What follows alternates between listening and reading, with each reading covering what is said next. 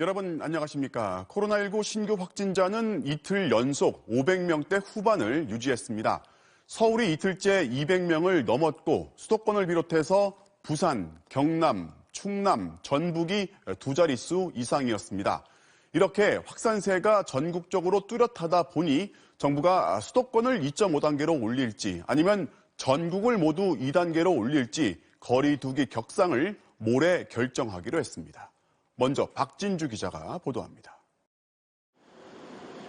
서울 강서구 에어로빅 학원 관련 확진자가 하루 만에 64명이 또 늘어 나흘 만에 131명을 기록했습니다.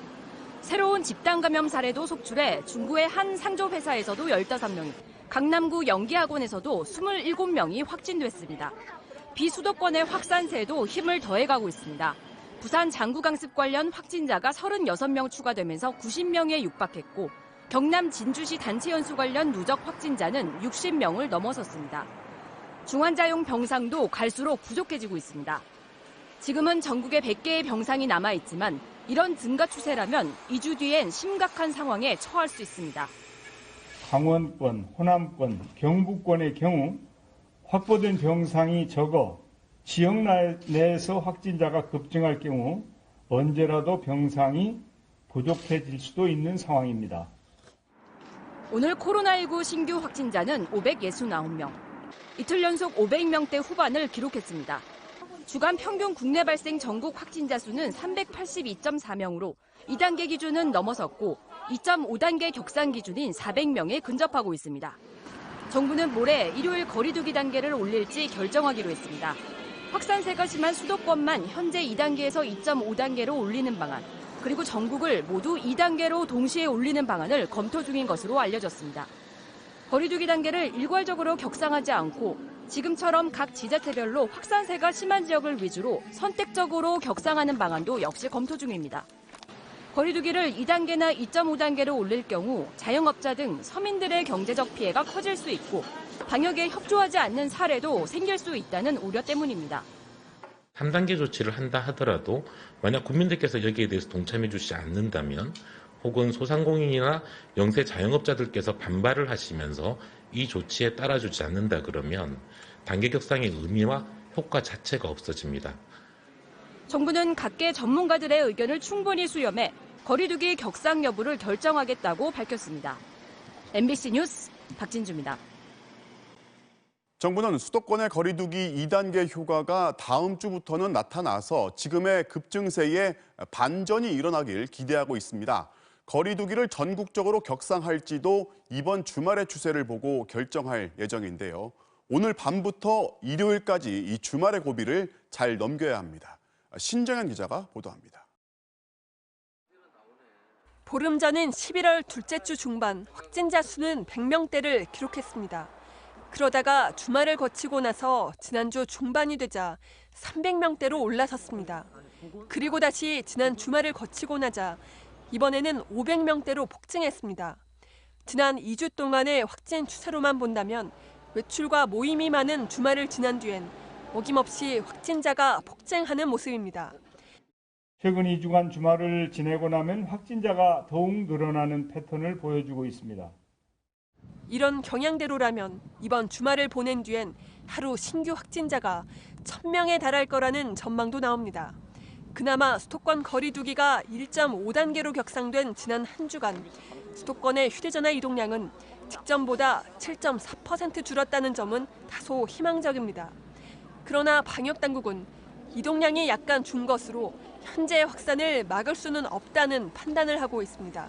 특히 거리두기 효과가 나타나는 다음 주 초부터 확산세를 누그러뜨리지 못하면 3차 대유행을 잡기가 힘들어진다고 보고 있습니다.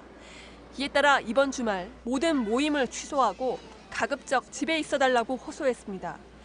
당분간 모든 모임과 약속을 취소하고 집에 머물러 주시기 바랍니다.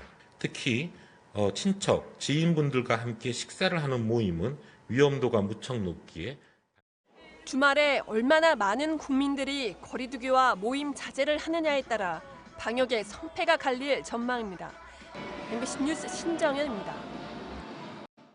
충남 공주의 한 요양병원에서는 40명 가까운 확진자가 나왔는데 이 감염이 발생한 초기 병원 측이 환자를 집으로 모셔가라고 가족한테 연락을 한 것으로 확인됐습니다.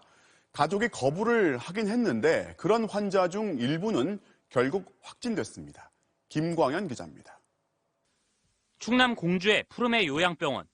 구급차가 속속 도착하고 환자들을 다른 시설로 옮겨 격리하기 위한 의료진들의 움직임이 분주합니다.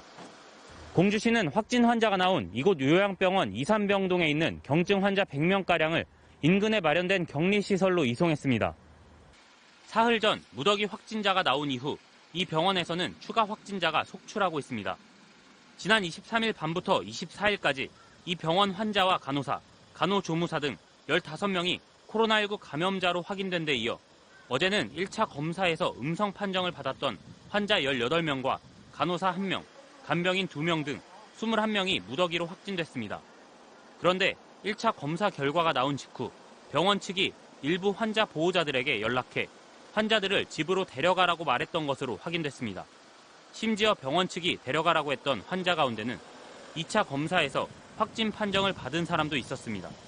모셔가서 확진될 수도 있는 완전 시간이 다 멈춤해야 돼요. 우리 집안뿐만 아니라 동네는 그냥 다 너무 큰일인 거예요. 그래서 일단은 기다려보겠다고. 초기 대응이 늦었던 점도 문제로 지적됩니다.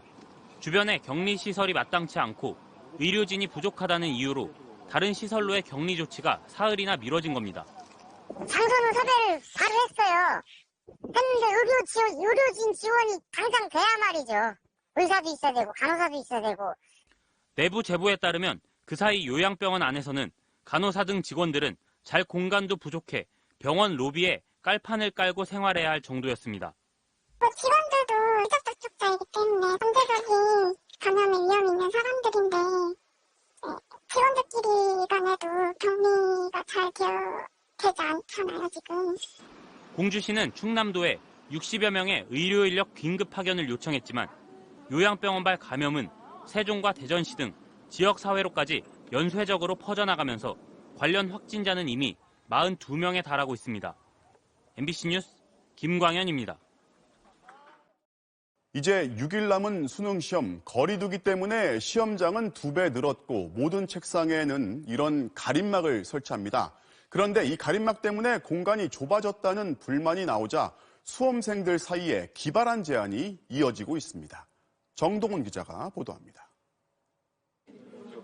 12월 3일 수능 시험 고사장이 될 서울의 한 고등학교 교실입니다. 2m 거리를 유지하기 위해 교실당 지난해보다 4개 줄어든 24개의 책상이 놓여졌습니다. 책상 앞쪽에는 침방울을 차단하기 위해 가림막이 설치됐습니다. 크기는 가로 60cm, 높이 45cm. 감독관이 수험생을 볼 수 있는 높이에 답안지가 반사되지 않도록 반투명 아크릴 재질로 만들어졌습니다. 안 그래도 비좁은 책상에 가림막까지 설치하면 시험지를 못 넘긴다며 수험생들의 반대 민원이 쇄도했지만 시험지를 위로 좀 올렸는데 위에 칸막이랑 부딪혀. 이런 상황이 펼쳐질 수가 있는 거죠. 교육당국은 코로나 감염을 막기 위해 불가피하다면서 예고대로 설치했습니다. 8절지 크기의 시험지를 책상 밖까지 빼서 문제를 풀 수 있었던 작년에 비해 공간이 많이 줄었지만 가림막 아래로 시험지가 통과할 수 있도록 하단에 구멍을 냈기 때문에 시험지를 접어서 구멍으로 통과시키면 공간 확보가 가능하다는 겁니다.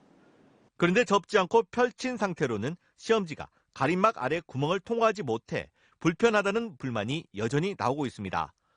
이러다 보니 인터넷에는 시험지를 접지 않고 문제를 푸는 여러 가지 가림막 사용법까지 등장했습니다. 윗부분 동그랗게 마세요. 위로 시험지를 올리면 삼각형 모양을 띠면서 올라가게 돼요. 왼쪽에 지문, 오른쪽에 문제가 나와 있는 시험지의 경우에는 접게 되면 문제 풀기가 더 힘들 수 있습니다.